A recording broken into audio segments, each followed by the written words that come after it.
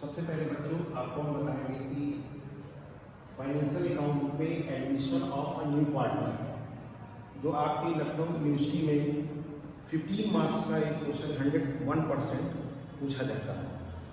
इसके सबसे पहले हम डिस्कस करेंगे revaluation of assets and liability. आप लोगों ने इंटरमीडिएट में एडमिशन, डेथ, रिटायरमेंट, डिसोल्यूशन आपने पढ़ाई होगा, लेकिन सबसे पहले हम आपको ये बताएंगे कि इसमें मेन होता है प्रेजेंटेशन को आपको ध्यान में रखते हुए हमें क्वेश्चन को करना है। प्रेजेंटेशन क्या होता है कि जैसे आपने सबसे पहले आपको पता होना चाहिए कि एडमिशन में हम कौन कौन से अकाउंट बनाते हैं। सबसे पहले आपका रीवैल्यूएशन अकाउंट, सेकेंड आपका partners capital account and third आपका कैश अकाउंट और बैंक अकाउंट। यहाँ पर हम डिस्कस करेंगे सबसे पहले रीवैल्यूएशन अकाउंट।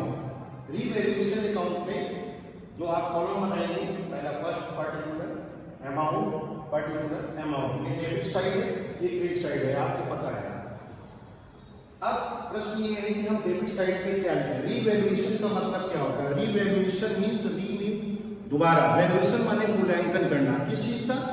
जो हमारी एसेट्स है, फिक्स एसेट्स, उसका मूल्य घटता है बढ़ता है। फाइनेंशियल ईयर में 31 मार्च में जब क्लोजिंग होता है तो वहां पर हम देखते हैं कि हमारी वैल्यू जो है घट रही है, बढ़ रही है, यानी डेप्रिशिएट हो रही है या एप्रिशिएट हो रही है।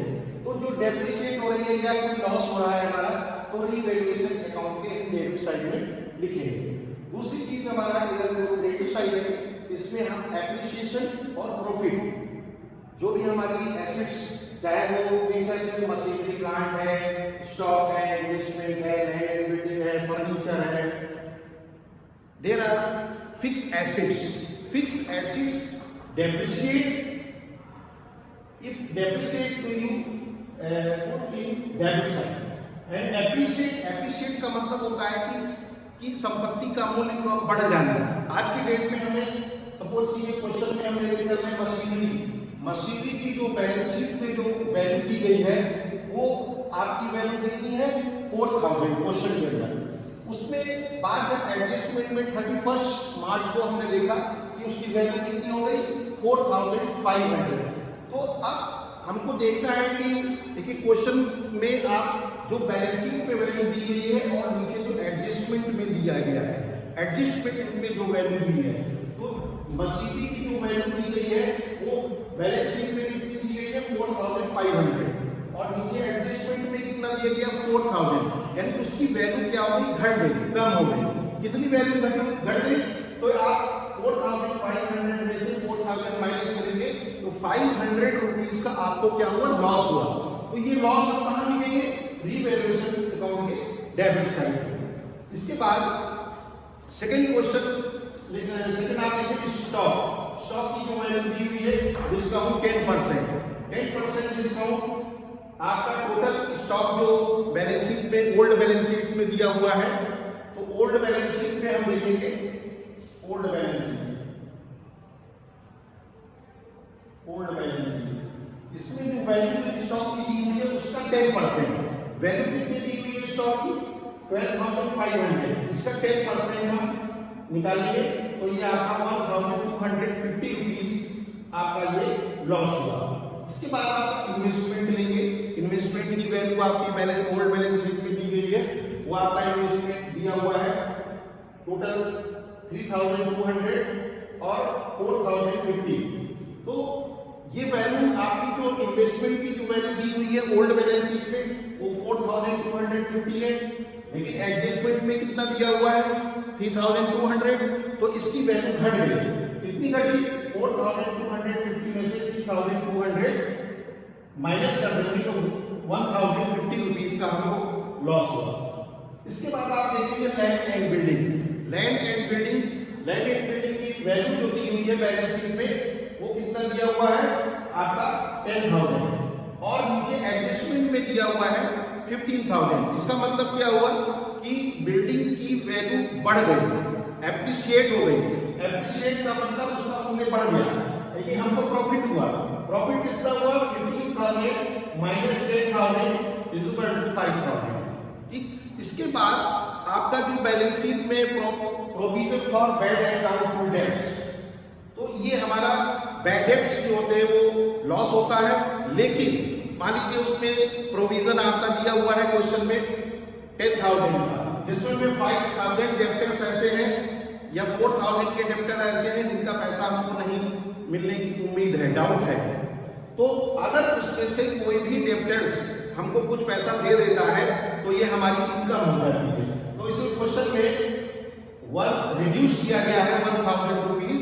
1,000 रिड्यूस का मतलब होता है कि 1,000 रुपए हमें, जो 4,000 रुपए थे उसमें से 1,000 रुपए हमको डेप्टर्स ने वापस कर दिए, हमको दे दिए, तो ये हमारा प्रॉफिट हो गया। ये हम जो प्रॉफिट हुआ इसको हम रीवैल्यूएशन अकाउंट के क्रेडिट साइड में इसको हम मेंशन करेंगे। इसके बाद हम देखेंगे कि हमारा इसमें प्रॉफिट हुआ या लॉस हुआ।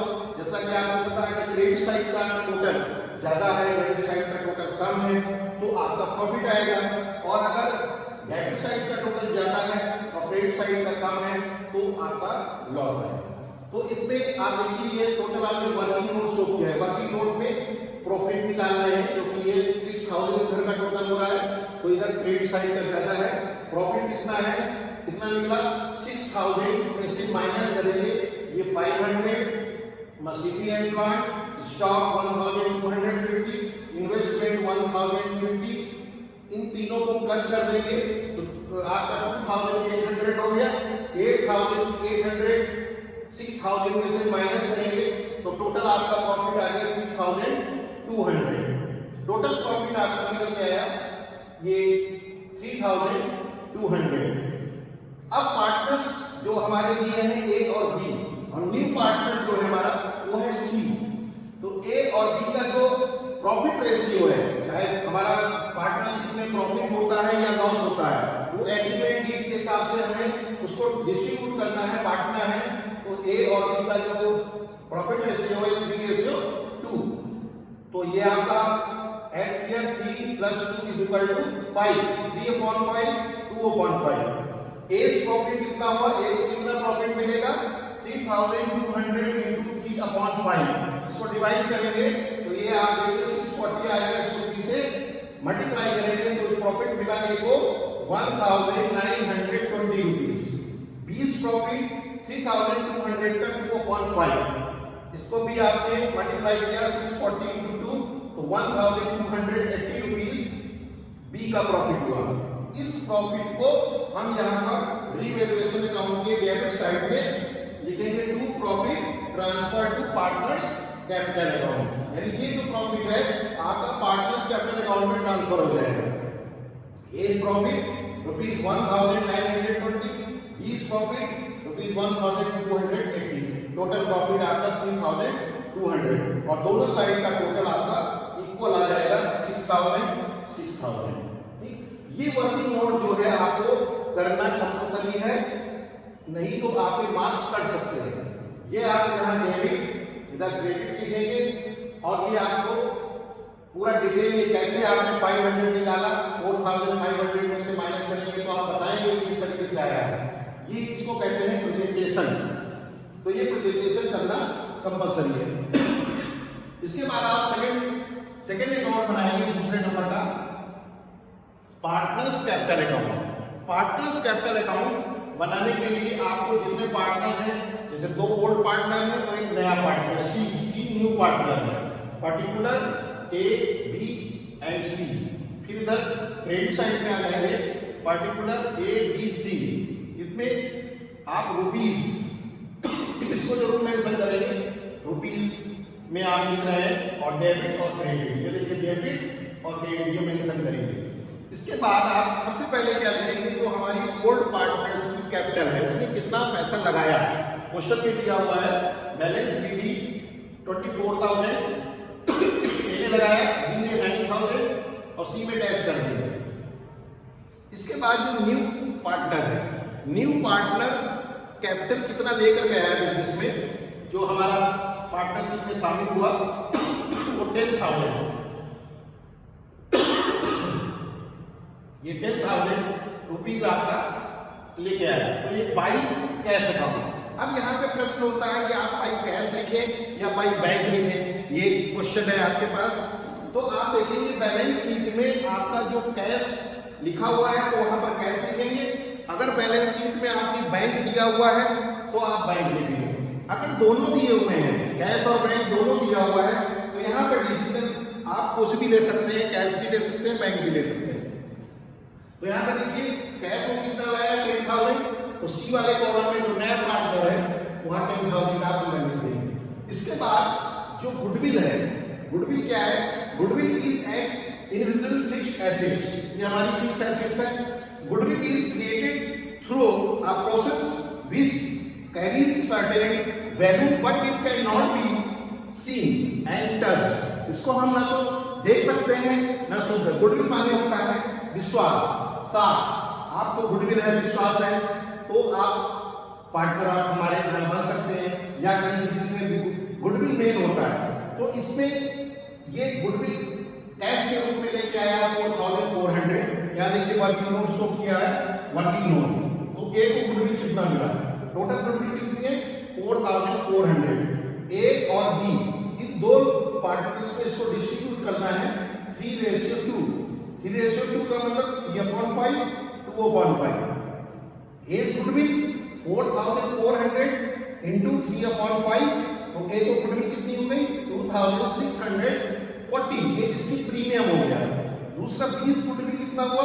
4,400 इंटू 2/5, 1,760 रुपीज।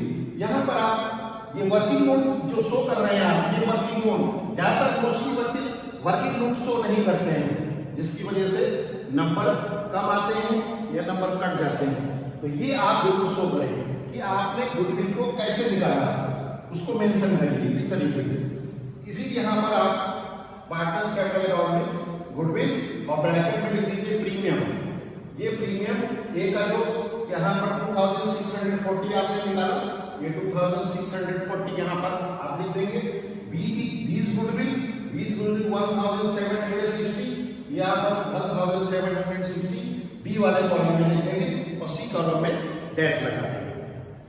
इसके बाद ये जो आपका प्रॉफिट आया, प्रॉफिट जिसमें आपने लिखा profit transfer to partners capital account, as profit 1,900। तो ये यहाँ से हम ट्रांसफर कर रहे हैं पार्टनर्स कैपिटल अकाउंट में, तो बाई रीवैल्यूएशन अकाउंट लिख करके ब्रैकेट में लिखेंगे प्रॉफिट और यहाँ से ट्रांसफर कर देंगे आप 1,920 ए वाले कॉलम में और 1,280 बी वाले कॉलम में यहाँ मेंशन कर देंगे और सी वाले कॉलम में डैश लगा देंगे। इन केस अगर मान लीजिए लॉस आता, इसमें जैसे प्रॉफिट आया है, अगर लॉस आता तो लॉस हम इस तरफ मेंशन करेंगे डेबिट साइड पे। इसके बाद ये वर्किंग नोट शो करने के बाद तीसरा जो अकाउंट बनता है वो है आपका कैश अकाउंट। कैश अकाउंट या फिर दो प्रकार के कैश अकाउंट होते हैं, जिसमें हम गुडविल को ऐड करते हैं और इसमें गुडविल नहीं लिखते हैं। अगर यहाँ पर गुडविल नहीं लिखेंगे तो बैलेंस शीट में हमें गुडविल को लिखना है, और अगर हम इसमें गुडविल को ऐड कर देते हैं तो बैलेंस शीट में हमें गुडविल को नहीं लिखना है। तो देखिए पहले तो जो कैश दिया हुआ है बैलेंस शीट में 1,660 वो, और उसके बाद वो 10,000 रुपए कैश लेकर आया गया पार्टनर, उसको यहाँ पर सीज कैपिटल अकाउंट लिख देंगे। दोनों का टोटल जो आ जाएगा वो बाई बैलेंस शीट यानी 11,660 रुपीज ये कैश हो गई। ये बैलेंस शीट में हमारी न्यू कैश होगी। और यहाँ पर अगर इसको ऐड करेंगे, अगर आप बुक का आंसर देखने की कोशिश करेंगे तो बुक के हिसाब से ये दिया होगा कैश, तो उसमें इन्होंने गुडविल जो है इसको ऐड किया। तो दोनों तरीके से है, ये भी सही है, ये भी सही है। इसमें आप कैश नहीं ऐड कर, गुडविल को नहीं ऐड कर रहे हैं तो फिर गुडविल को बैलेंस शीट में शो करेंगे। इसमें अगर गुडविल ऐड कर रहे हैं तो बैलेंस शीट में गुडविल को ऐड नहीं करेंगे। ये आपका, और वर्किंग नोट बहुत जरूरी है। ये जो आप देख रहे हैं ब्रैकेट में लिखा हुआ, this is your working note presentation. ये जरूरी, गुडविल कैसे निकला, या आपका प्रॉफिट कैसे डिस्ट्रीब्यूट किया गया, ये चीज ये पूरा आपका एडमिशन